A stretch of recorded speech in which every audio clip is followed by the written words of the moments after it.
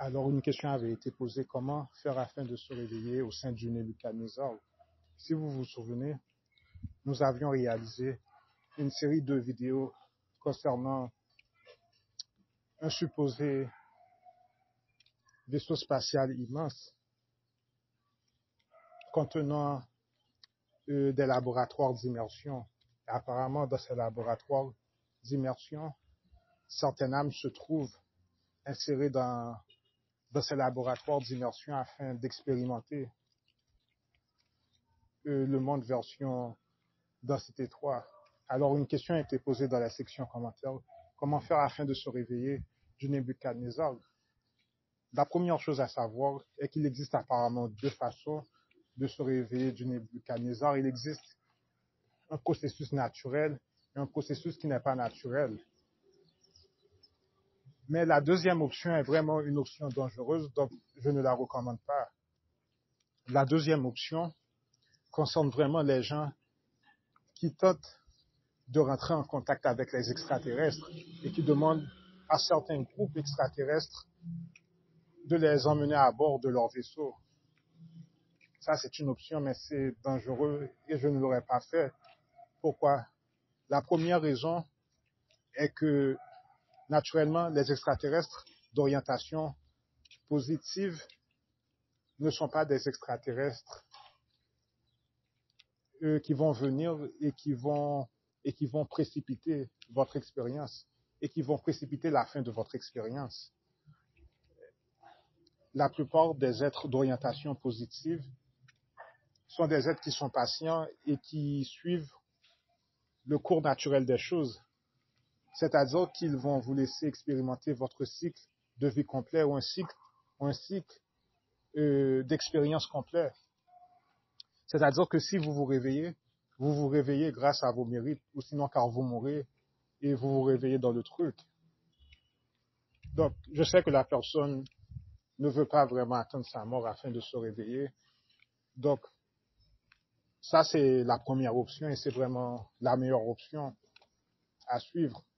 Cette option prend en compte le développement interne. C'est-à-dire que si tu veux vraiment te réveiller au sein du Nebuchadnezzar, tu vas devoir t'adonner à des pratiques qui sont dites spirituelles. Tu devras méditer et à un certain point, tu devras savoir comment te projeter astralement.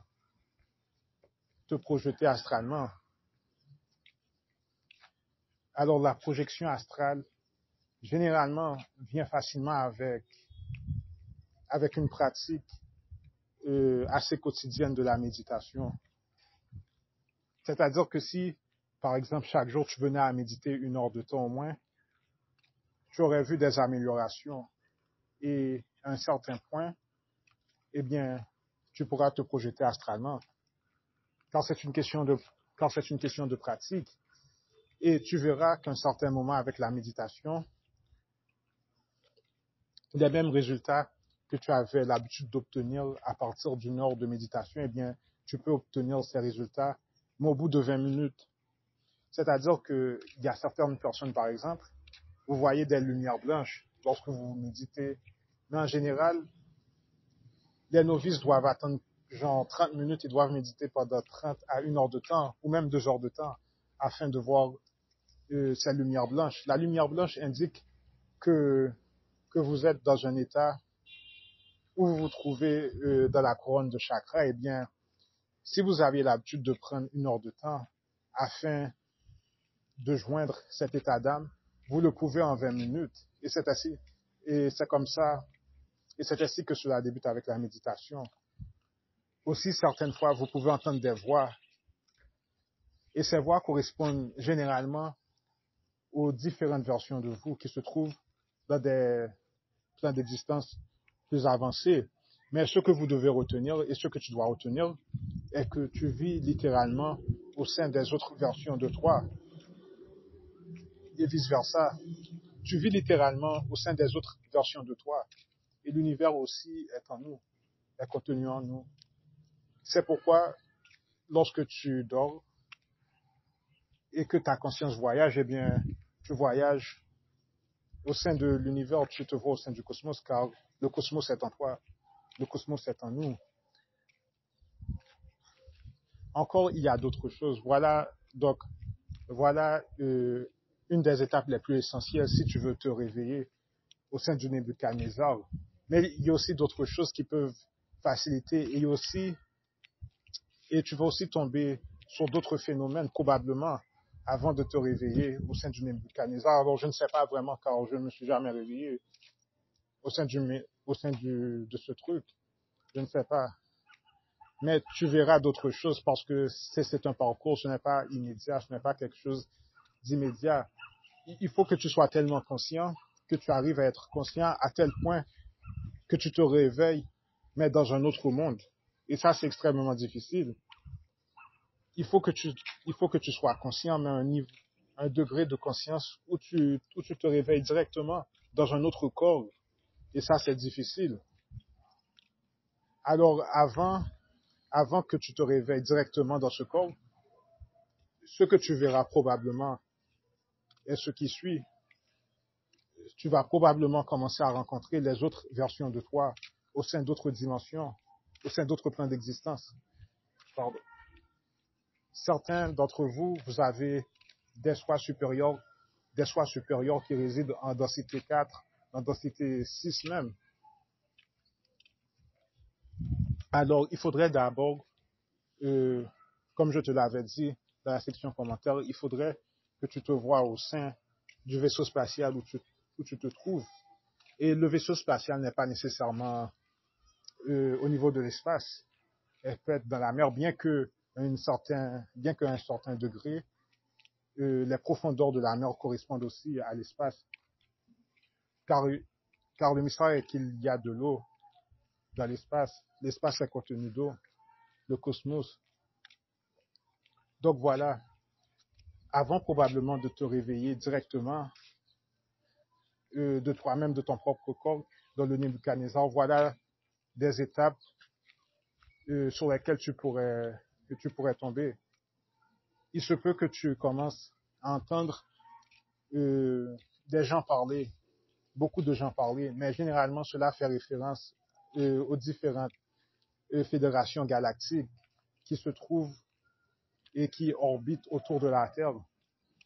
Car vous savez qu'il y a une fédération galactique. Maintenant, je ne sais pas si cette fédération est vraiment positive ou négative. Le consensus général, un consensus qui est probablement correct, est que la fédération galactique est infiltrée. C'est-à-dire qu'il existe des bons et des méchants, mais pas que. Apparemment, la directive de la fédération était infiltrée par des êtres négatifs. Et je pense que c'est vrai. Une fédération galactique. Donc, avant que tu sois vraiment conscient, à tel point que tu puisses te réveiller de toi-même dans cet autre corps, donc, tu pourrais bien tomber sur de telles étapes. C'est-à-dire que tu vas expérimenter d'autres choses. Tu ne vas pas te réveiller comme ça.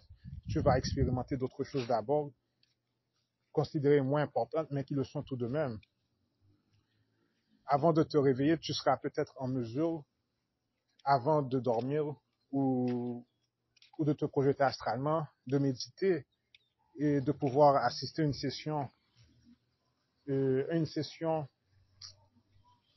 où les membres de fédération galactique parlent et se réunissent. Alors ça, ce n'est pas obligatoire, mais ce sont des genres de trucs que tu seras en mesure de faire. Et à titre d'exemple, voyez le type que je cite et qui n'arrête pas de parler, mais qui dit vraiment des choses importantes. Eh bien, ce type, c'est un astrologue. Il sait se projeter astralement. C'est aussi évident qu'il a aussi rencontré des autres versions de lui. Car ceux dont il parle sont des sujets qui occupent des degrés de connaissance de 360 degrés à 720 degrés. Des choses de carte de sécurité sociale, etc. Et c'est de lui que j'ai pris ça. Donc, un type comme lui, par exemple, et pas que lui, un type comme lui est en mesure de se projeter astralement, évidemment. Il est en mesure aussi donc, de rencontrer d'autres êtres, mais en densité 4, car vous savez que la plupart des initiations ne se passent non pas lors de votre éveil, soi-disant, entre parenthèses, mais lors de votre sommeil, dans le monde astral. C'est-à-dire que la plupart des initiations se passent au niveau du monde astral. C'est-à-dire qu'afin de passer la plupart de ces initiations, vous devez au moins être assez lucide de telle façon à ce que vous vous souveniez de ce qui s'est passé lorsque vous dormez. Car si vous vous ne souvenez pas,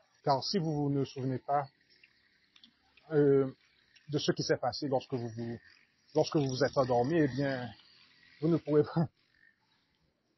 C'est comme une étape obligatoire, une étape fondamentale, disons. C'est une étape fondamentale, pas nécessairement obligatoire, mais fondamentale. Pouvoir au moins se remémorer de ce qui s'est passé lors de votre sommeil.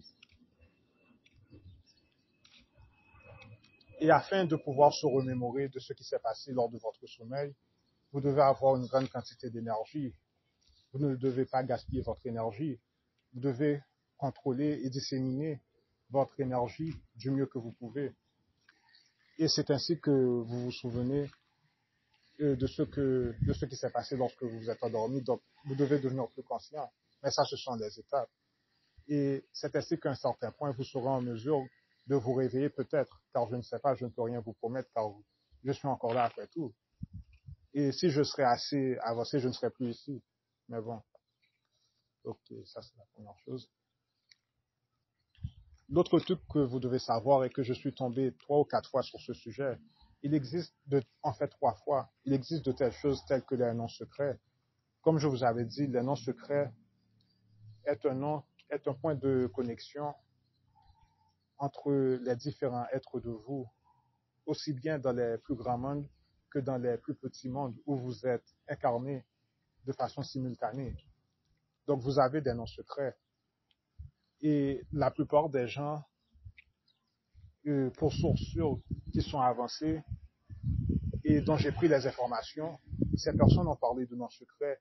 Et éventuellement, j'ai eu la possibilité de voir mon nom secret au sein de rêves.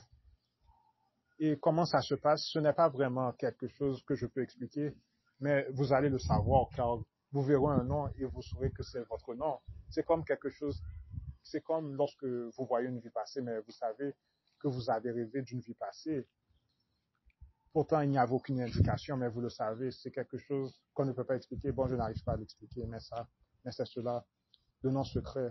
Vous devez avoir votre nom secret. Ou peut-être, et c'est ainsi, car n'oubliez pas que votre nom secret est un nom qui vous connecte aux différentes versions de vous. Et c'est votre point de référence et votre identité de référence de façon générale au sein de l'univers, au sein de l'existence. À titre d'exemple, votre nom actuel n'est probablement pas un point de référence général. Ça, c'est un nom qui vous a été assigné par rapport à votre incarnation actuelle. Bien que je ne peux pas le confirmer à 100%, mais ce serait cela. Notre nom actuel est un nom qui nous a été assigné par rapport à notre incarnation actuelle, mais ce n'est pas un nom qui recouvre notre empreinte matricielle au sein du cosmos. D'autre part, votre nom secret est vraiment un nom, c'est votre nom cosmique, on va dire. C'est votre nom, c'est votre titre, euh, c'est le titre par lequel on vous identifie, peu importe si vous soyez incarné ou pas. Donc c'est votre identité de façon générale et de votre âme. C'est ça le nom secret. Donc voilà sur quelle étape tu peux tomber avant de pouvoir te réveiller astralement et voilà des pratiques auxquelles tu dois t'adonner si tu veux te réveiller vraiment au sein du Nebuchadnezzar.